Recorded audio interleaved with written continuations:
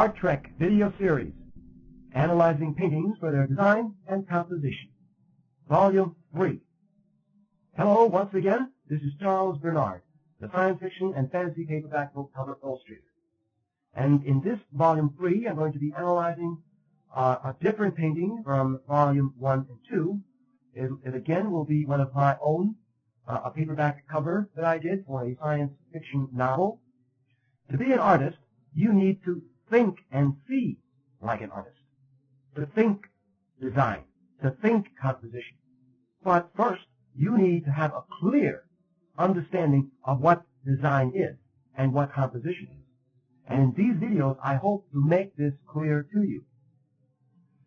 If you look at a tree, and the first thing that you see is a tree, the subject matter, and you are not yet seeing as an artist.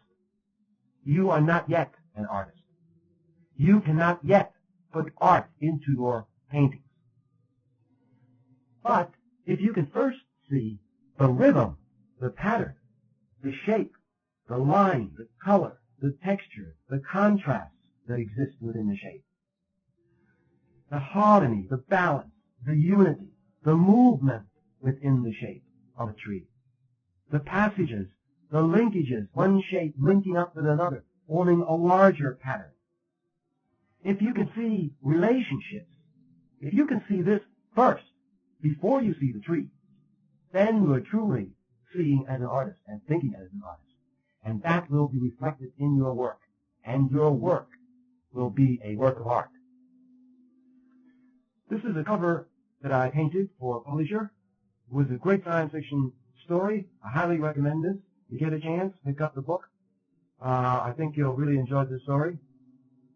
Now, what I want to focus on here in the analysis of this painting is the design principle of dominance. This is one of the most important principles of design. Without dominance, your painting is going to be chaotic. Dominance is the means to unity. And unity means order. It means that your painting is going to hold together. And now, I'd like to give you a little quiz on dominance. Which one of these two diagrams do you think has the principle of dominance? I'll give you a few seconds to think about it. If you selected diagram B, you're correct. The reason this diagram has dominance is because it has one shape that is larger in size than the other shape. The black shape dominates over the white because of size. This is dominance through size. There are also other ways of achieving dominance, but this is one of them. So this principle of dominance through size, as seen in this diagram, can be seen in my painting. The man is the largest shape. It dominates over these other smaller shapes surrounding him. So this principle is seen in my painting here. Dominance of the man through size, making him larger than the other shapes. He dominates over them in terms of size. So when planning your composition, make sure that one shape is going to dominate in size over all the others. And make sure that this difference in sizes is clearly seen, like in this diagram here. You can clearly see that the black is much larger in area than the white is. And here in my painting, you can clearly see that this shape is much larger than the surrounding shapes. These little ones here, here, here, the podium, this here. He is the largest, and it can clearly be seen that he's the largest.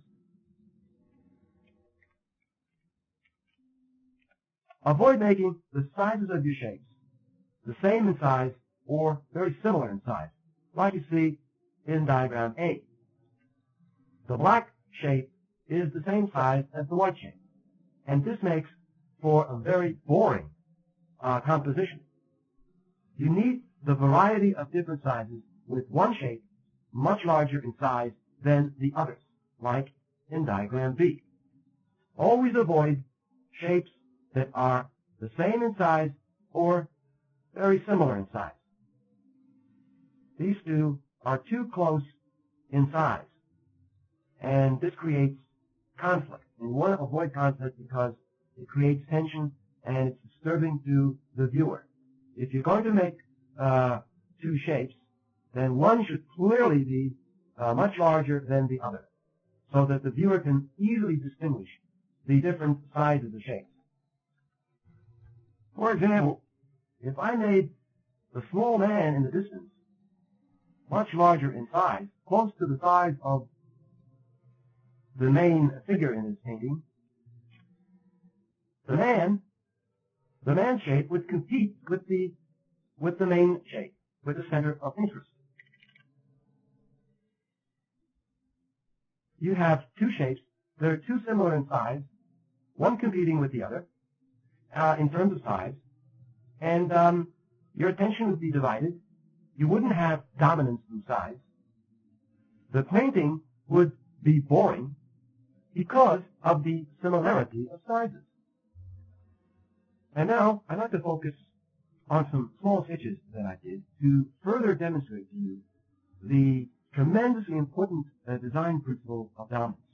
So that's why I'm spending a little more time on this particular subject, because it is so important. This sketch is rather boring because there is no one shape that really stands out over the others in terms of size. The sizes of these shapes are too similar in size. The sky shape is too similar in size to the land area, and it just makes for a boring sketch. This is what you need to avoid in your paintings. Before I show you one solution to this problem, I'd like you to think about what you would do to create a dominance of size. How would you change this little sketch so that it will have this large shape that's needed?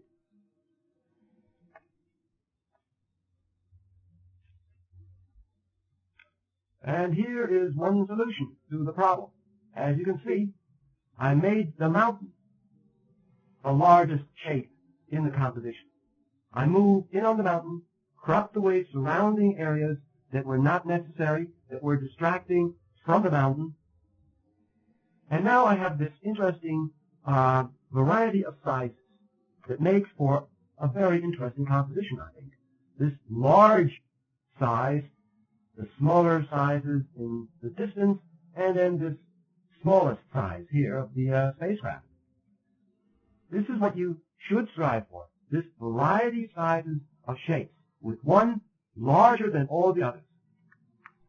When you compare these two sketches, don't you think that this is much more interesting than this sketch? And now I'll show you another version. In this one, as you can see, the largest shape is the spaceship. I've reduced the size of the mountain. It no longer is the dominant shape. And this other mountain as well.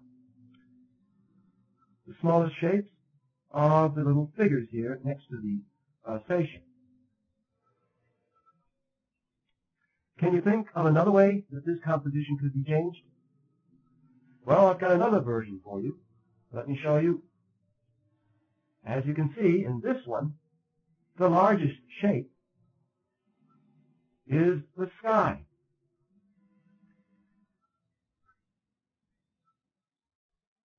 It now dominates in size over all the other shapes, as you can see. So here is another version. So from now on, when planning your composition, think about establishing one shape that will be the largest one, the one that dominates in size over all the others.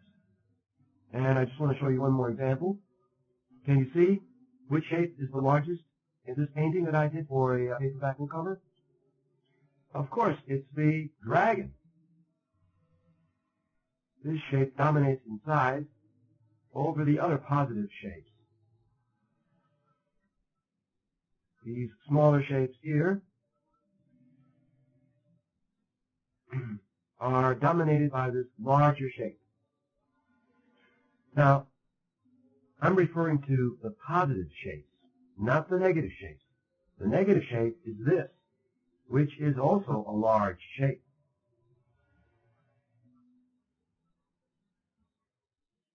It dominates over the other negative shapes, which are smaller. See, the same principle applies to the negative shapes as well as to the positive shapes, where you have one negative shape that is larger than all the others.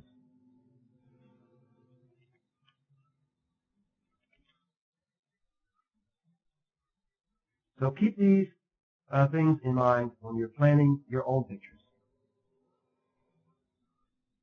And now, I'm going to focus on another important principle of design, which is harmony. I'm going to show you how you can achieve harmony in your paintings using this painting that I did for a paperback book cover.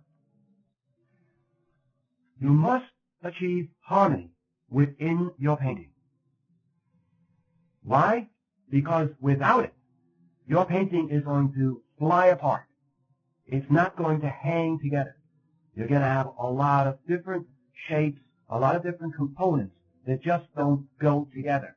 And you're going to wind up with a chaotic painting, one that has no harmony, no unity. It won't hang together, and it will not be satisfying to the viewer.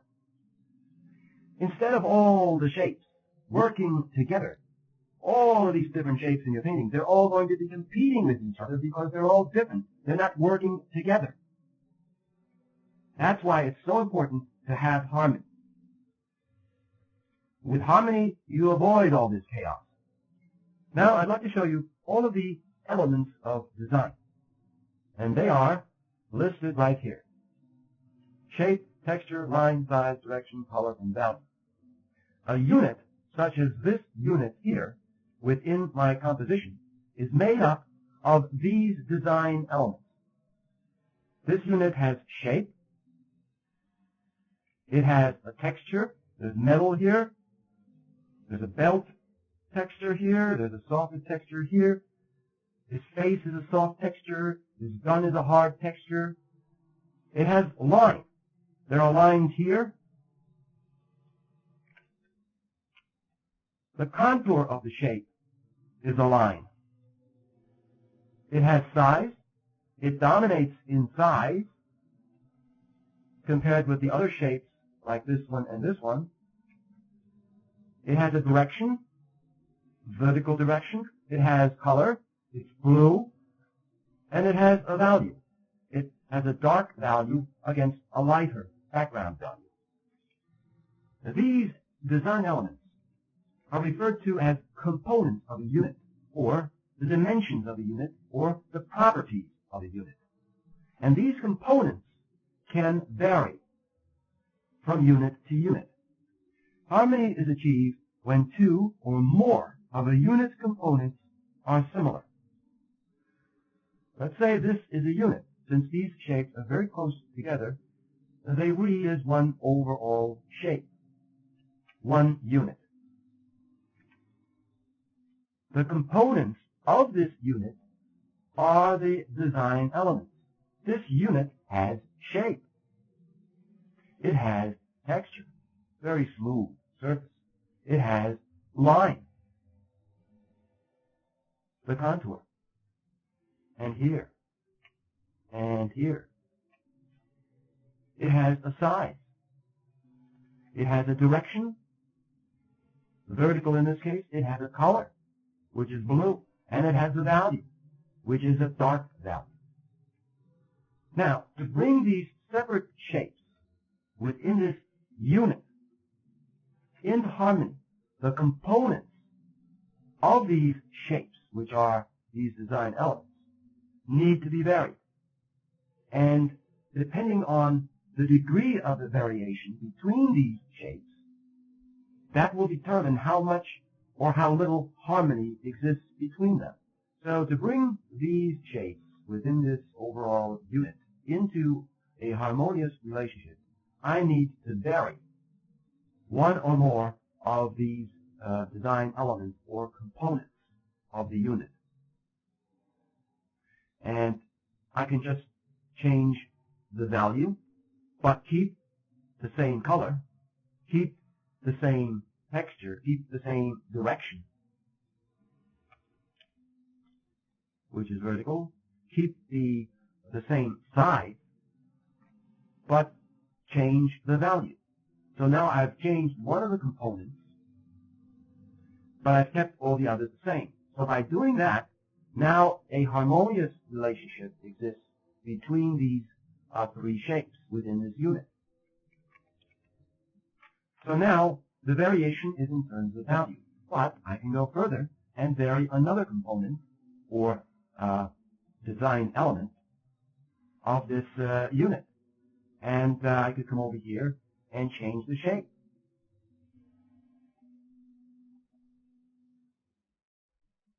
Now I've changed two design elements or components, value and shape, but still a harmonious relationship exists between the shapes because they still look similar. And now I'll come over here to one of the other shapes within this unit, and I'll change the size by making it a little larger. And I kept all the other design elements the same, except for the size. Then I can come over here to this one, and in this case, I could maybe change the color. I'll make it a green.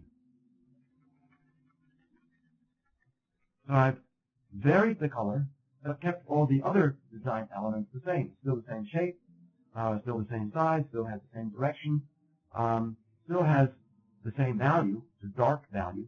The only thing I changed is the color.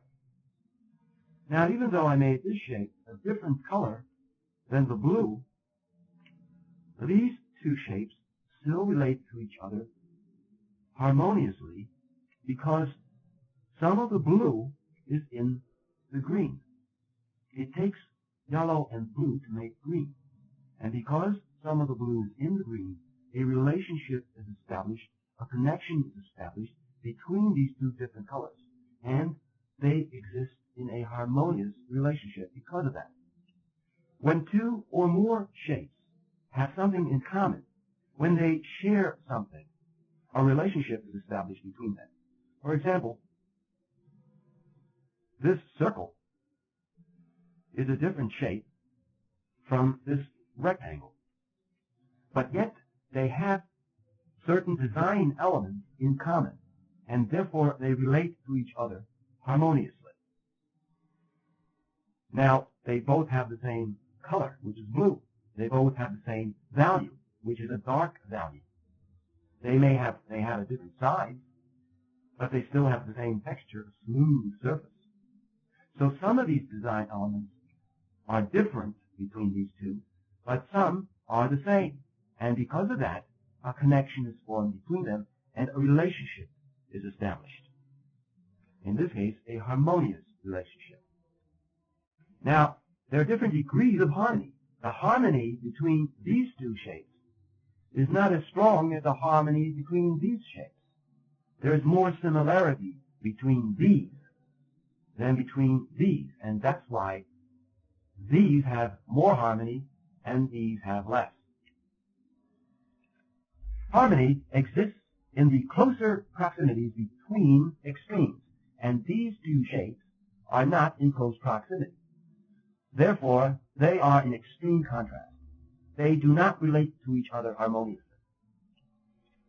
So, if two or more shapes have something in common, like these two, their color, for example, this orange contains red, and so does this red-violet here. Therefore, because they both have the same color in common, a harmonious relationship is established. They're tied together. They're connected. This is how you create relationships. If two or more shapes share something in common, a relationship begins to develop. The more they share in common, the stronger the connection or relationship that exists between them. Now, what I talked about with this diagram is found in this painting. Here there are harmonious relationships between shapes, even within this unit here. The unit is comprised of many shapes, smaller shapes, that subdivide the larger shape. And these shapes are harmonious. They relate to each other, just as these relate to each other or contrast with each other. To show you how the shapes in my painting relate to each other harmoniously, and how I achieve this, I'm going to pull them out of the painting.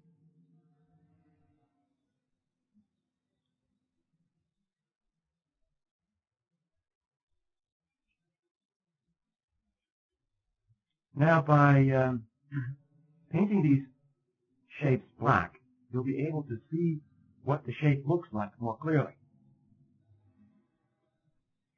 You won't be distracted by all the detail within the shape.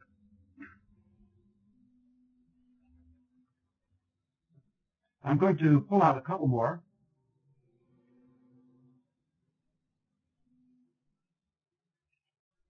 The shapes in my painting are harmonious because they share a common characteristic, and that is they're all curving or circular in character. You see the contour here, how it curves? And this shape here, it curves. So because they both curve, they're related and harmonious. And this shape here curves, and then down here it curves. Here's a straight line. But it's still related to these other shapes because parts of this shape curve. And then you have this curving shape here. So you see they're all curving in character. They're curving or circular shapes, and because of that they relate one to the other and are in harmony. So this shape relates to this or to that, and that shape relates to this. This shape here relates more to this because of the straight line here that contrasts with the curve. Here you have a curve and here you have a straight line. But still it's in harmony with the other shapes. Not as much as some other shapes that have more curving contours and less or no straight lines. Now I've introduced some shapes that are not curving in character, but more of a rectangular character, like this gun here. It has more straight lines than curves. The reason for that is you need to introduce some contrasting shapes. Otherwise, there's going to be too much of one kind of shape, which is going to be boring. And these contrasting or opposing shapes help to offset the dominant shapes. They add vitality to the painting and interest. And they enhance the entire painting. And here's another shape that has mostly straight lines to it. That's contrasting with the more curved shapes. There is a curve here, as you can see. Not all straight lines. So part of it does relate to curved shapes, but it's not in harmony as much as the other shapes are that are more curved. But remember that it's not just the shape itself that helps to create the harmony between shapes. You may have similar shapes, but then other elements of design may vary within that shape, the color, the value, the texture, like I mentioned before.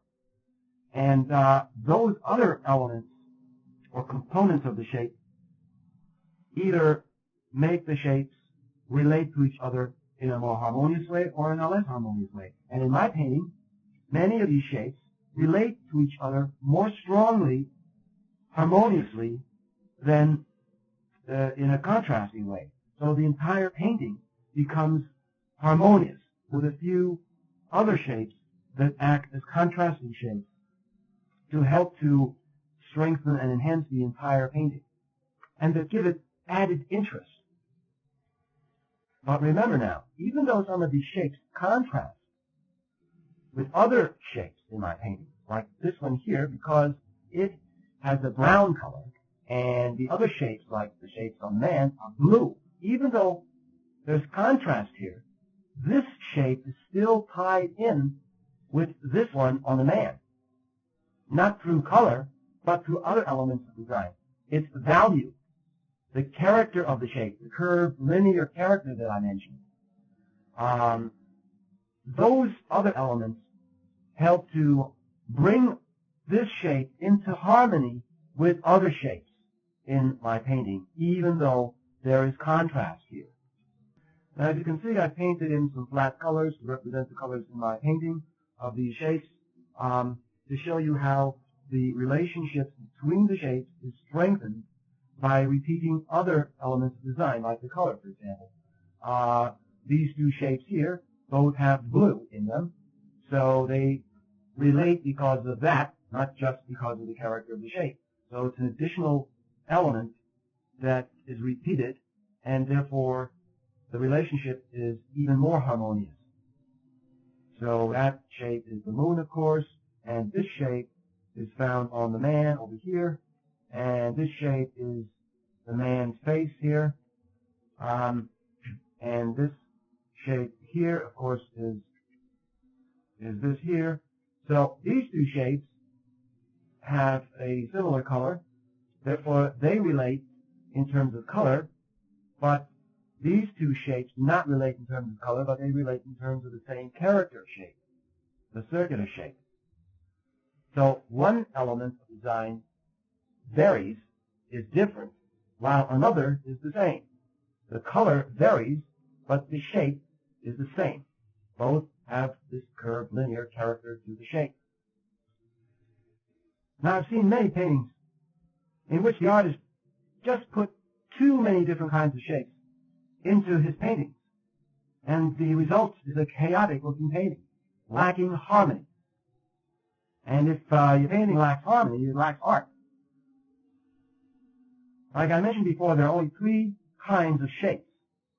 And shape is something that I will talk about in later videos, because if you don't have interesting shapes, you're not going to have an interesting painting. And I'll just briefly mention the three different kinds of shapes that there are, and one of these should predominate in the painting. In my painting, the shapes, of course, as I mentioned before, that predominate are the curving shapes. They're everywhere in my painting. Then there is the rectangular shape. And then there is the oblique or triangular shape, with the contours at an angle, or the entire shape at an angle. I spent a lot of time on this one principle because it's such an important principle. You need to have a clear understanding of harmony, and I hope that I've given you that clear understanding. I've tried to make it as clear as possible, and I hope I succeeded.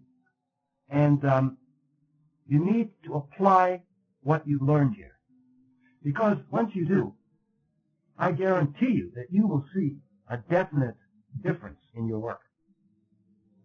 You will have reached a higher level of art.